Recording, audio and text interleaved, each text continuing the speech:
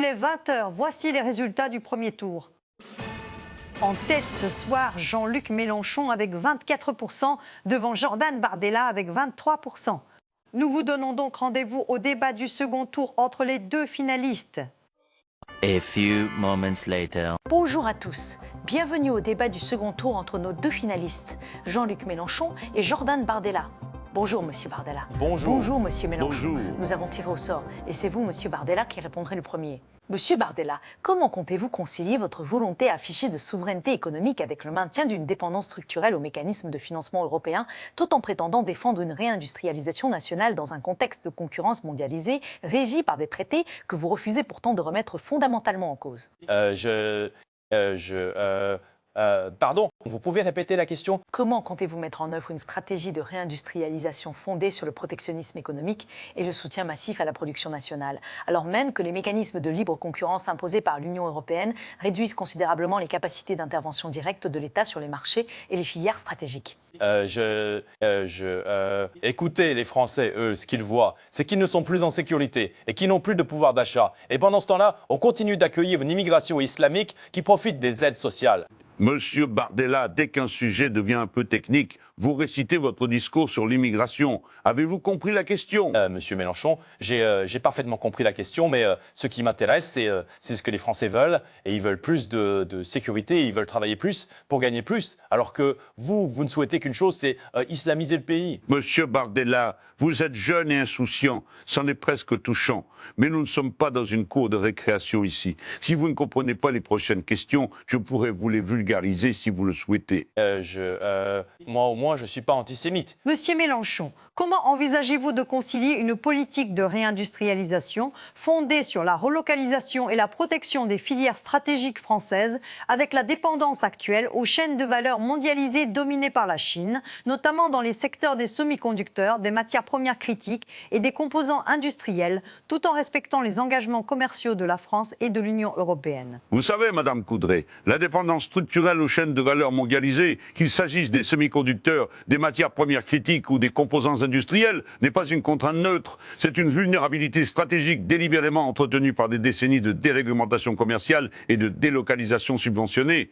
Alors évidemment, rompre avec cette logique exige une planification industrielle souveraine, un protectionnisme solidaire assumé et le courage politique de renégocier des traités commerciaux conçus pour protéger les rentes et non les peuples. La question n'est pas de savoir si nous pouvons nous permettre de désobéir aux règles de l'OMC ou aux injonctions de la Commission européenne, c'est de savoir si nous pouvons nous permettre de continuer à leur obéir. Et vous, Monsieur Bardella, quelle est votre position?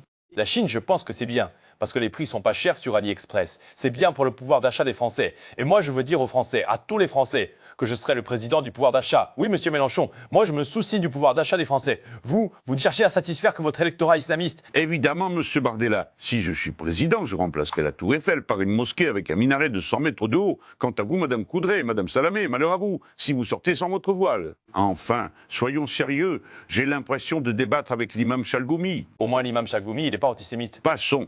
Vous disiez que vous seriez le président du pouvoir d'achat. Expliquez donc aux Français qui nous regardent pourquoi vous avez voté contre l'augmentation du SMIC et contre le blocage des prix sur les produits essentiels. Eh bien, c'est simple, je vais réduire les aides des assistés, je vais réduire l'immigration, et je veux que les Français qui veulent gagner plus puissent travailler plus. S'ils font des heures supplémentaires, s'ils travaillent des jours fériés et qu'on réduit leurs vacances, inévitablement leur pouvoir d'achat augmentera. Voilà mon projet, Monsieur Mélenchon. Les Français veulent travailler plus, ce ne sont pas les feignants que vous dépeignez. Écoutez-moi ces éléments de langage. Au-delà même des détournements de fonds, vous avez exactement les mêmes réflexes que Nicolas Sarkozy, les mêmes discours formatés. Votre vision de la société, c'est des Français qui travaillent toujours plus, pendant qu'une poignée de milliardaires accumulent les profits. À vous entendre, on dirait que les gens seraient nés pour user leur vie au travail, au service du capital et des intérêts des plus riches. Monsieur Bardella, vous pensez vraiment que les Français veulent travailler plus? Madame Salamé, les Français en ont marre de voir des assistés algériens et autres immigrés africains gagner autant qu'eux sans travailler. Je vais diminuer les aides aux assistés de façon à ce que la différence entre un citoyen qui travaille et un assisté soit significative. En quoi ça changera la vie d'un travailleur?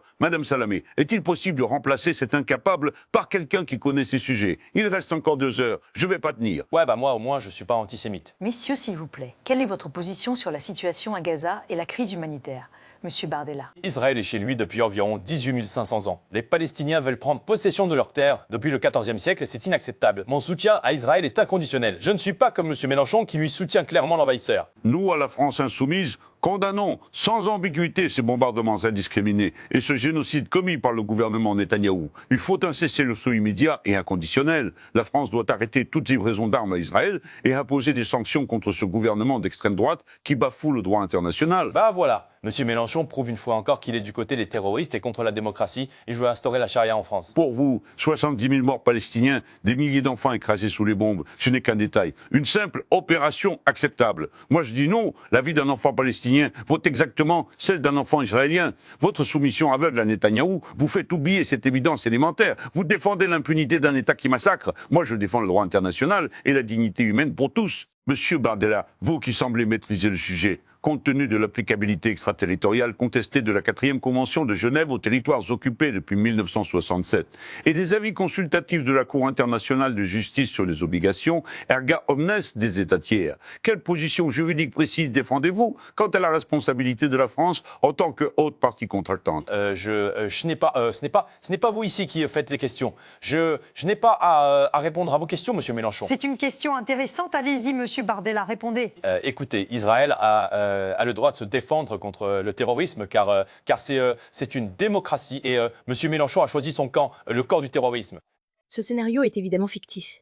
Mais vu le gouffre de niveau entre les deux, avouez qu'il a quelque chose de prémonitoire. Un Mélenchon-Bardella au second tour, ce serait un vrai massacre en direct. Bardella n'aurait que 2 options, se ridiculiser devant des millions de Français ou jouer la fuite en avant avec son joker habituel. Je ne débat pas avec un antisémite.